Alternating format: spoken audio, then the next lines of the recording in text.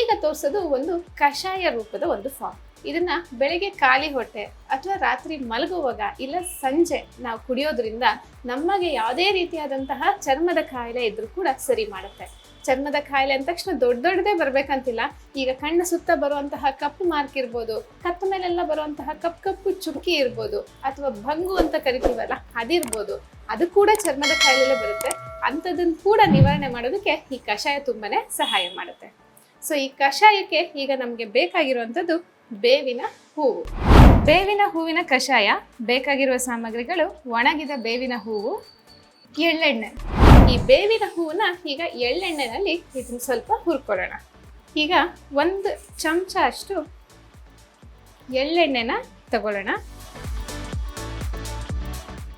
ಈ ಬೇವಿನ ಹೂವು ಈಗಂತೂ ಸೀಸನ್ನು, ನಿಮಗೆ ಹಸಿ ಹೂವನ್ನೇ ಸಿಕ್ಕಿದ್ರೆ ತುಂಬಾನೇ ಒಳ್ಳೆಯದು.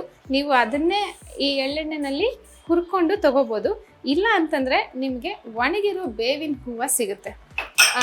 ಗ್ರಂಥಿಗೆ ಅಂಗಡಿನಲ್ಲೂ ಸಿಗುತ್ತೆ, ಅಮೆಝಾನಲ್ಲಿ ಕೂಡ ನಿಮಗೆ ಸಿಗುತ್ತೆ.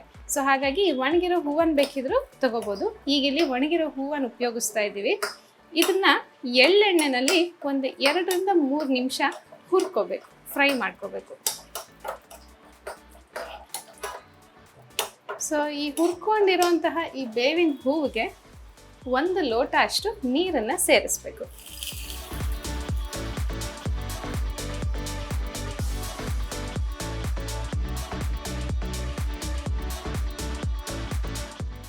ಹಿಂದೆ ಒಂದು ಸಂಚಿಕೆಯಲ್ಲಿ ಬೇವಿನ ಹೂವಿನ ಸೂಪನ್ನು ಕೂಡ ತೋರಿಸಿದ್ವಿ. ಅದನ್ನು ಕೂಡ ತಗೋಬೋದು. ಅದನ್ನು ಅನ್ನಕ್ಕೆ ರಸಂ ಥರ ಅಥವಾ ಸೂಪ್ ಥರ ಮಾಡಿ ತಗೋಬೋದು. ಇದು ಬೇವಿನ ಹೂವಿನ ಕಷಾಯ. ಅದು ಇಲ್ಲಿ ಎಳ್ಳೆಣ್ಣೆ ಉಪಯೋಗಿಸಿ ಇದು ಮಾಡಿರೋದ್ರಿಂದ ಬೇವಿನ ಹೂವೇನೆ, ಬೇವಿನ ಎಲೆ ಅಥವಾ ಬೇವಿನ ಹೂವು ಯಾವುದೇ ಇದ್ರೂ ಕೂಡ ಪಿತ್ತ ಕಫ ಎರಡನ್ನೂ ಕಡಿಮೆ ಮಾಡುತ್ತೆ. ಆ್ಯಂಟಿ ಮೈಕ್ರೋಬಿಯಲು, ಆ್ಯಂಟಿ ಫಂಗಲು, ಆ್ಯಂಟಿ ಬ್ಯಾಕ್ಟೀರಿಯಲು ಅಷ್ಟೇ ಅಲ್ಲ, ಇಂಟೆಸ್ಟೈನಲ್ ವರ್ಮ್ಸನ್ನು ಕೂಡ ತೆಗೆಯುವಂಥ ಶಕ್ತಿ ಇದಕ್ಕಿದೆ.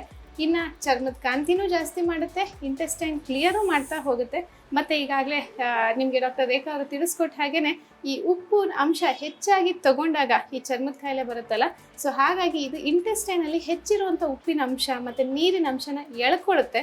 ಹಾಗಾಗಿ ಡ್ರೈನೆಸ್ಸನ್ನು ತಂದು ಬೇಗ ವಾಸಿ ಮಾಡೋದು ಕೂಡ ಸಹಾಯ ಮಾಡ್ತಾ ಹೋಗುತ್ತೆ. ಸೊ ಇಷ್ಟೆಲ್ಲ ಉಪಯೋಗ ಇರುವಂಥ ಈ ಬೇವಿನ ಹೂವು ಖಂಡಿತ ಕಹಿನೇ ಇರೋದಿಲ್ಲ. ನಿಮಗೆ ಬೇವಿನ ಎಲೆ ಆದರೂ ಸ್ವಲ್ಪ ಕಹಿ ಬರ್ಬೋದು, ಆದರೆ ಬೇವಿನ ಹೂವು ಸ್ವಲ್ಪನೂ ಕಹಿ ಬರಲ್ಲ. ನೀವು ಮಾಡೋವಂಥ ಬೇರೆ ಸಾರು ರಸಂಗೂ ಮೇಲ್ಗಡೆ 1 ಚಮಚ ಅಷ್ಟು ನೀವು ಹಾಕ್ಕೊಂಡು ತಿಂದರು, ಚರ್ಮದ ಕಾಯಿಲೆ ಇರೋವಂಥವ್ರು ಹಾಕ್ಕೊಂಡು ತಿಂದರೂ ಏನೂ ತೊಂದರೆ ಆಗೋದಿಲ್ಲ. ಅದರಲ್ಲೂ ಈ ರೀತಿಯಾದಂತಹ ಕಷಾಯ ಮಾಡಿ ತಗೊಳ್ಳೋದ್ರಿಂದ ಬೇಗ ಆ ಕಾಯಿಲೆಯಿಂದ ನಿವಾರಣೆ ತಗೋಬೋದು. ಇನ್ನು ಇದಕ್ಕೆ ಸೇರಿಸಿರುವಂತಹ ಎಳ್ಳೆಣ್ಣೆ, ಆಯುರ್ವೇದದಲ್ಲಿ ಎಣ್ಣೆ ತೈಲ ಅಂತಂದ್ರೇ ತಿಲ ತೈಲ ಶ್ರೇಷ್ಠ ಅಂತ ಹೇಳ್ತಾರೆ. ಅಂದರೆ ಎಳ್ಳೆಣ್ಣೆನೇ ಶ್ರೇಷ್ಠ ಅಂತ ಹೇಳ್ತೀವಿ. ಸೊ ಅಂತಹ ಎಳ್ಳೆಣ್ಣೆನ ಸೇರಿಸಿದಾಗ ಚರ್ಮದ ಕಾಂತಿ ಎಕ್ಸ್ಟರ್ನಲಿ ಹಚ್ಚಿದಾಗ ಕೂಡ ತುಂಬಾ ಚರ್ಮದ ಯಾವುದೇ ತೊಂದರೆ ಇದ್ರೂ ಕೂಡ ಸರಿ ಮಾಡೋಕ್ಕೆ ಸಹಾಯ ಮಾಡುತ್ತೆ.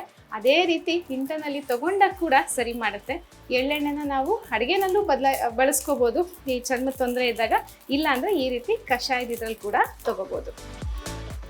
ಸೊ ಈಗ ಕುದ್ದಿರುವಂತಹ ಈ ಕಷಾಯನ ಸೋರಿಸ್ಕೊಳ್ಳೋಣ.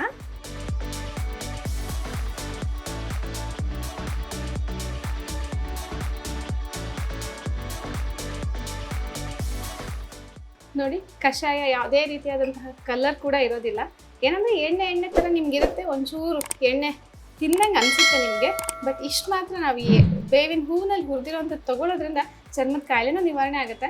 ಆ ಹೂವನ್ನು ಕೂಡ ಅದು ಹುರಿದಿರೋದ್ರಿಂದ ಕ್ರಿಸ್ಪಿ ಆಗಿರುತ್ತೆ. ನಿಮಗೆ ಬೇಕಂದರೆ ಅದನ್ನು ತಿನ್ಬೋದು, ಬೇಡ ಅಂತಂದರೆ ಈ ಥರ ಫಿಲ್ಟರ್ ಮಾಡಿ ಕೂಡ ತಗೋಬೋದು.